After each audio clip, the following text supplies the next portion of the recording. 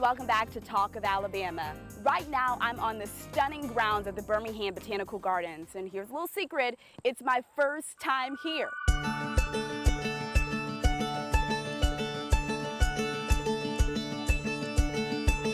If you haven't taken the time to visit, there are over 67 acres of gardens for you to explore. With Japanese, rose, and southern living gardens, just to name a few, you better believe they know their stuff. So today we're going to get a few gardening tips from the experts. I have Brooke McMinn from Birmingham Botanical Gardens here, and you're going to help me turn these thumbs green, right? We hope, yes. Well, it's no secret, Brooke, that these Alabama summers are scorchers. So what are some plants that respond well to the heat? Some of my favorite plants to grow in the summer in Alabama are herb plants. Herb plants are really simple to grow. They don't require much input. They don't require much time on behalf of the gardener. You can grow them in the ground. You can grow them in a container. And you can see in our herb terrace here we have a ton of variety of culinary herbs. They smell wonderful. They can deter pests in your patio areas. And of course they make our food taste so much better. And they can really stand up to the heat and the drought that we often experience in our summers here in Alabama. I did not know that. What are some of your favorite herbs? One of my favorite is probably this right here. This is a thyme. We have several different cultivars or different varieties of thyme that grow. They come in lemon flavor, lime flavor, a solid color leaf, a variegated leaf. They have these pretty purple flowers. Pollinators love them, and I add it to everything. I add it to chicken, to soups, to salad dressings, all sorts of things that you can do with thyme. Lavender is another of my favorite that's behind me here, and I do pretty much the same thing with it. Not all lavenders like to grow in our summer. Some of the more French styles don't necessarily want to be here, but there are some called phenomenal lavenders that really stand up to the heat. Some of my other favorite plants for the summer in Alabama are little succulent and sedum plants like these in this container here. These are plants that are sort of similar to cacti, the way a lot of people think of them, and they function the same way during periods of high heat and low water. And so you can basically put them in a container or put them in your garden and forget about them for most of the summer. One thing that's key when you're looking for plants, thinking about summer in Alabama, you can look at the tags when you're shopping for them, and they should say water wise or drought resistant or heat tolerant. All of those are good things to look for in a plant that you're going to put in a hot garden. And now you can also combine these plants, right, for a beautiful arrangement? You can. They come in, most of these in here are shades of green, but some of them start to get little bits of pink or even dark red to purple in them. And from tiny foliage to big broad leaves, you can get a really pretty look with just one similar type of plant. Now, Brooke, is there something that will add a little color to your landscape? Absolutely. A lot of our autumn sages, these aren't your traditional culinary sage, but they're more of a summer plant here that does great. They are sometimes called a Texas sage. They come in all different sorts of colors in their blooms. These here happen to be pink, but they're also a great plant for pollinators. So if you're also trying to maybe grow some fruits or vegetables in your garden in the summer, these help encourage those pollinators to come in and make more food for you. There you go. Now you have the tips you need to keep your garden beautiful in the Alabama heat. And if you need some inspiration, they invite you to come here and visit Alabama's most visited free attraction. We have to take a quick commercial break, but we'll be right back with more Talk of Alabama. Hello and welcome back to the show. I'm coming to you from Hayden, Alabama, on the grounds of the Great Pumpkin Patch. I'm talking 194 acres of fun. And they took me on the tour to see exactly what they have to offer. It's a great place for folks to come and enjoy a day out in the country. We are in the foothills of a mountain. It's great scenery, and it's just a fun family place. What says fall better than a pumpkin? Got this one. It's kind of big. Kind of big. How about several hundred pumpkins in every shape, size, and color imaginable? It was yellow and white and orange and blue. At the Great Pumpkin Patch, you'll find this seasonal statement piece and so much more. We have the wagon ride to the field where you go and pick your own pumpkin. We have a petting zoo, an inflatable park, pony ride, horse ride. We have a train ride. We have bounce houses, bungee jump, and just lots of fun, good food, live entertainment on the weekends. Julie Swan and her sister Pauline bought this pumpkin patch 10 years ago, attracting visitors from all over the state and even Oxford, Mississippi, and Atlanta, Georgia. Just a place for you to relax and enjoy the day. By the way, there's no cost for admission or parking. If you don't want to do anything, it doesn't cost you anything. Just come and enjoy yourself. Don't forget to come with a fully charged smartphone battery because great photo ops are at every turn, including this field of yellow beauties. We always plant fields of sunflowers. To me, it's just a gorgeous scenery. And it's not just for small parties. Schools are welcome too. This has been a tradition for us from our school for several years. This group made the trip from Rainbow City. We are a kindergarten group and we love coming to the pumpkin patch every year. It's so much fun because we talk about the life cycle of pumpkins and all things fall, so this is a great place to come. Visitors can enjoy all the pumpkin patch has to offer 7 days a week, but the prices vary depending on what day you make the trip. If you come through the week, it's reduced rates, no matter whether it's the school group or moms and kids. To do everything we offer is $13. That covers ride the wagon and get a pumpkin, the inflatable park, the train ride, the pony ride, the petting zoo. On weekends, that price goes up to $23, but parents who just want to tag along for the ride only have to pay $3. Whether you're looking for a fun family activity or a cute fall themed date for you and your significant other, the Great Pumpkin Patch is a perfect place for you to come and visit. But make sure you plan that trip soon because they're going to close at the end of October. Alabama, $25,000. Yep, it's up for grabs for one lucky entrepreneur. Right now we have Deontay and Nicole here with all of the details. Welcome, y'all. Thanks for having us. I'm glad you are here. This competition sounds really cool. Tell me about the big pitch. Well, the big pitch is our Shark Tank style competition that we do at Rev Birmingham. It's presented by our primary sponsor, PNC. And so the idea is that we take 10 finalists through the paces of honing their business plan, their business model. We pair them up with mentors. Then we have an all-day boot camp, and so at the end of that, it culminates with the actual big pitch competition where they present their plans in front of entrepreneurs, in front of potential investors, a panel of expert judges, and a live audience. Okay, nice. So how can people sign up for this to be a part of it? So they can either go to Rev Birmingham's website or www.bigpitchbham.com. Okay. And there's a link and they can just apply that way. It's a pretty simple, straightforward application. Just let us know a little bit about your business idea and kind of what stage you're at, and we'll be reviewing the applications later on next week. Okay, now how many businesses are going to get to be able to move forward with a weekend of competition? So we usually get about 50 to 60 applications, and then we have to Wow. whittle that down to 10 finalists. And so it gets pretty intense near the end trying to figure out which ones have the Right. best chance, but it's a lot of fun. Listen, I'm glad I don't have your jobs because I'm sure there's so many brilliant ideas out there. How do you choose? Well, we're in particular, we're looking for businesses that will really create vibrancy within the city of Birmingham. Of course, our downtown districts, our historic commercial cores, and those kind of businesses look like your restaurants, your retailers, your bakeries, your neighborhood service concepts. So there's any kind of business that we'll take, but we really want to emphasize the ones that create vibrancy of foot traffic, bring people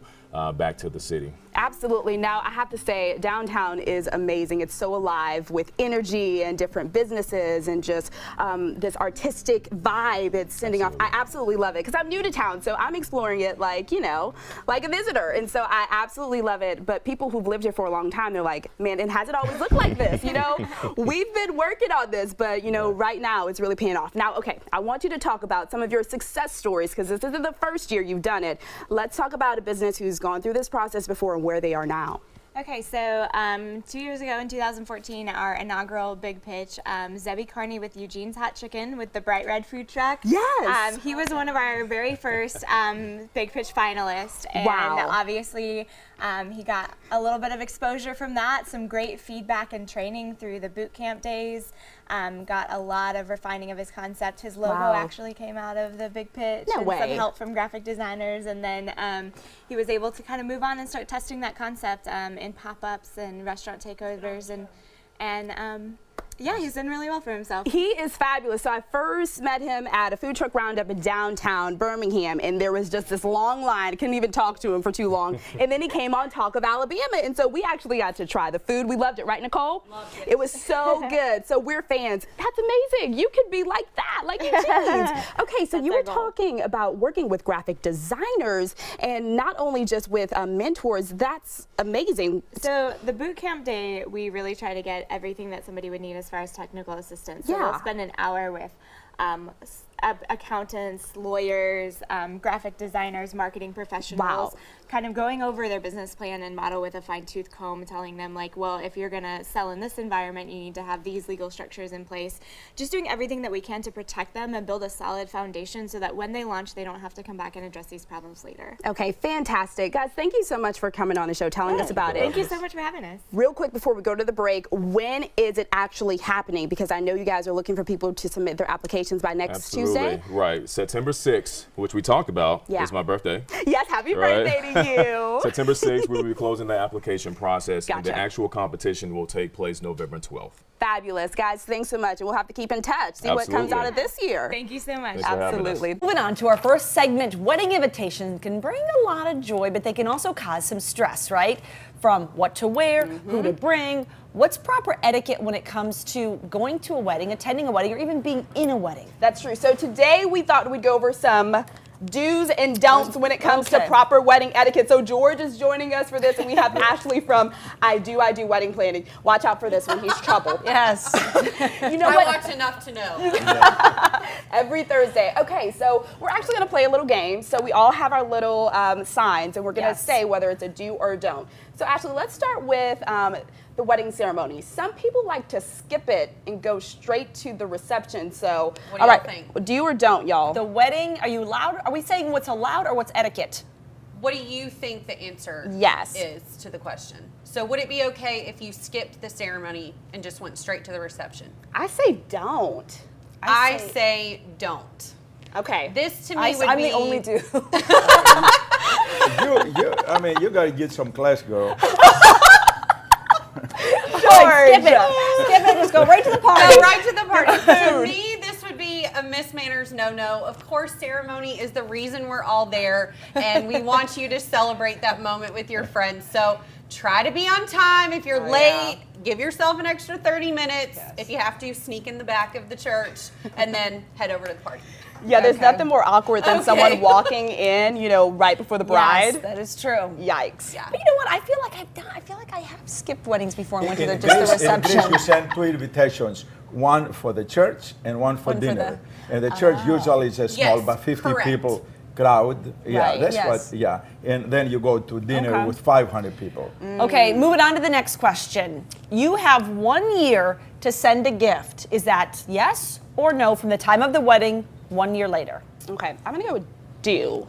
I'm gonna go with do. Oh, we're unanimous. We all say do. Good job. Okay. Yes. Okay, Okay. so you have up to 1 year to send a gift to the happy couple. And of course, that's really fun if you get a gift like 6 months later and you have a surprise on your doorstep. But you have up to a year to send a gift if for some reason you forget it on wedding day. So, Okay, good to know. Okay, how about this? How about this? If you invite someone to the wedding shower, do you have to then invite them to the wedding, or is it okay not to invite them to the wedding? What do you guys think? So it's okay not to invite them to the wedding if they come to the wedding shower. Well, you invited them to the shower, and then you're like, but I don't want them at the wedding, kind of deal. Oh, I would say don't. Yeah. Good I job. would say don't too. Yes, Don't. that is definitely a don't.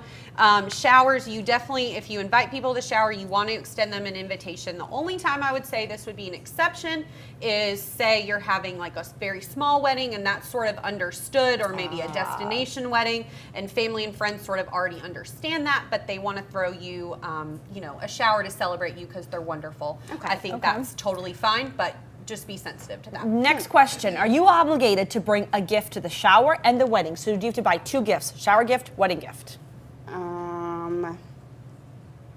I'm gonna go with do. So actually, you only have to bring 1 gift. Really? I've been spending way too much money in all these years. How about if you cheap like me and say, I'm going to come clean your house and cook for you I for would 1 take day? that gift, personally. It is? You can I mean, barter. Really, I'm gonna start doing Especially that. if you're Really. going to come to Yeah. first, George. And I would clean take that. and cook and all that. Really, I I'm think too people cheap would love to it. buy. Because you don't even know what to buy. And I'm ashamed to say I've been married 18 years. I have a Yeah. couple of presents. Yeah. I Yeah. know what it is. We never open it yet. I hate to say it. Really, God will strike, but really, it's ungracious. But you know. Well, here's my thing, because people are having so many parties nowadays. I've gone to a lot of weddings this past year, and they're having an engagement party, a shower, and the wedding. And I'm like, do I have to bring a gift to every single one? Showers. Right. If you're in the wedding, Oh my bachelorette gosh. party. Bachelorette party. This is Bridesmaid's crazy. dress. My entire life, I have given always a shower gift, Yeah. a bridal gift, and a wedding gift. I've Well, always you given were all very three. Sweet. And those I people thought are very I wa- lucky. I thought I was supposed to. Well, you technically don't have to. Yeah. I, of course, normally I think it's nice. It's Right. a nice gesture, of course. But say, you buy kind of a larger shower gift, I would say, you Okay. definitely don't have to Moving bring on. one. Okay. So, guest, should you wear white or should you not wear white? Definitely don't. for Don't me. wear white. I say don't wear white too. Don't wear white because, especially if you're fat like me. Don't wear white. Y'all would be so surprised. Every wedding we do, someone shows up in white. Let the Really? bride be in the white gown. You'll get the chance to, But to what wear if white. what if later. the bride's like real eccentric and she's wearing like a pink gown? Does it Well, then matter that's then? cool. Okay. So certain. But she was Yeah. pregnant and she don't have really. Lord. Okay, you invited George. me here. Why did we do this? But you know what? Here's the thing. Some people are having white themes. Like I have Yes, a all good white. girlfriend, and all of the bridesmaids Yes. are wearing white. So Oh, it that's depends cool. on the theme. Yeah, You know. definitely. And they would probably indicate that on the invitation. What if it about was bringing white. other guests who really aren't on the invitation? Say you're single and you're like, hey, can I bring a boyfriend or a girlfriend? If they're not on the invitation, are you allowed to bring them? What do y'all think? I say don't. I say it could be Don't, because but if you have a sit down and I have doing the wedding, Yes. Right. and where I'm gonna find your plate and Yes. chair and all that. George I mean, is really, exactly right. you- He is you in speaking this trouble. wedding planner's You're in heart. trouble. I'm gonna throw you out, Yeah. you and him. I say do and don't, and I say that because I feel like if you talk to the bride and you ask permission, that maybe that's allowed. That's It a kills different story. Yeah, the I think that's a wedding. different story. Yeah. George is exactly right. Say you're having a sit-down job, dinner George. and people aren't included on the invitation, and you say, "Hey, I'm bringing my whole crew, and that's 5 extra people." Yeah. Then we have to find a place setting for them and a chair and all those things. And I just think it's really common courtesy to remember weddings cost money. It might be a venue issue. The Yeah. venue might only hold so many people. You're right. So just be really conscious of that. Even children, normally on your inner envelope, it's going to say the names of who's all included. Right. Or it might say, and family. some So then brides that are would be saying- okay to bring, whomever is included in Some your brides are Okay. saying now in their invites, no kids allowed, They which are. is a whole new thing. It sure in the, is. In the village I grew up, really, and it was everybody. It was allowed to go to the ceremony, the whole village. Everybody. But then some people, they go to the dinner. Yeah. It was, the family. Don't gotta go wrap it up. anywhere. George and I are headed to the. And welcome back to Talk of Alabama. So I heard about this exercise program for people that want to completely reform their body. It's called Reform You Reformer Training. But here's what drew me to the class. Number one, it's private. And number two, you do the entire class almost lying down. Yep, you heard me right, lying on your back and burning hundreds of calories. It sounds too good to be true, doesn't it? I was skeptical myself until I did one class. And now I see why people can't get enough of it. Fingers 2 inches below your belly button. Ainsley McLean runs Reform You Training. So Reform You Training is a mindset to reform your life, how you feel about yourself. And our mission is for you to remember that we were made to move. So as we get older and we get busier and busier and we work all the time, our eating habits sometimes get out of whack, and then we're sitting all day maybe at the computer or doing surgeries or driving in the car, taking care of everybody else except ourselves, and all of a sudden you're not sleeping well, and all of a sudden you start to feel bad, you have back pain, or all of a sudden you're not getting your workouts in because you haven't made time because you're running around taking everybody every place. So Reform You is about dedicating an hour a day to yourself to make an appointment to stretch, to exercise. It's cardio, it's a full body workout with flexibility, and then we also encourage you to eat healthy. As you can see, this is not your everyday Pilates class or personal training session. Here you spend the entire class on this machine. So this machine, which looks like a primitive military bed cot, it works on springs, it's on spring resistance. And so there's no weight value on here, and we have special $10,000 machines with all these holes. If you're tall or if you're small, if you're a tall person or a little child, we can set the springs, and then we work on ropes here, and the resistance helps keep gravity away from your imbalances. So if you have a pain in your hips or a pain in your neck or a pain in your shoulders, then the benefit of the machine keeps that away from you. So you don't get the same benefits on the floor because gravity goes where your imbalances are. And talk about feeling the burn. Although it looks rather easy, you in fact are using every tiny muscle in your entire body. Yeah, I need you here. Press, press, press. You're gonna press now, press in. Yes, yes, right there. I did the class with Frankie, who is also a personal trainer here. In here, we always incorporate at least 1 or 2 balance exercises over the course of a session. We make exercises on here more or less difficult according to the surface area of your body that's on this machine. So once you master or become prolific in one exercise, we might take one leg off of here and only use one leg either on the ground or on this machine, increasing really the mental and the physical strength that you're going to need and the very small muscles either in your rotator cuff or the hip girdle to fire in order so you can take the balance that you learn in here and become stronger, especially as you age. Keep in mind, this class is so personalized to individual needs. Only 3 people can take the class at once. A much different feeling than group sessions at a gym or Pilates studio. This works on mobility and strength training at the same time, which is very rare in big classes, in big groups. Ainsley and Frankie don't claim to be doctors, but they have helped clients rehab and recover, some that dealt with chronic pain, now able to get back mobility and flexibility. Everything can be modified. If you have a piriformis that won't fire or something like that, if you ever have any low back pain, we're going to work to get you pain-free first, to get those muscles to fire, and then we build on top of that to get the results that you want to achieve. Even with bad knees, I was able to do the class. The spring-loaded machines, in a way, made me feel weightless, like jumping on a trampoline, but using your own body weight to work you from the inside out. This is a full body workout, strength, balance, flexibility, cardio. In an hour. You're in and out of here in an hour. In 8 times, your body will change. So we don't promote it as a weight loss program. It won't move the needle on the scale. But if you're not doing anything else, we have a client that has lost almost 100 pounds. What I especially like about the class, it makes you accountable because it's by appointment only. We want people to remember that they were made to move. But what my mission is for people to remember that you shouldn't be too busy to make time for yourself. And so rather than come up with the excuses of this happened and that happened, and we all get sick and things happen and we all get busy, but this is an appointment that you make for you. So if you have an appointment with us, we expect you to show up. And since Ainsley and Frankie monitor your every move, there's no second guessing what you've got to do.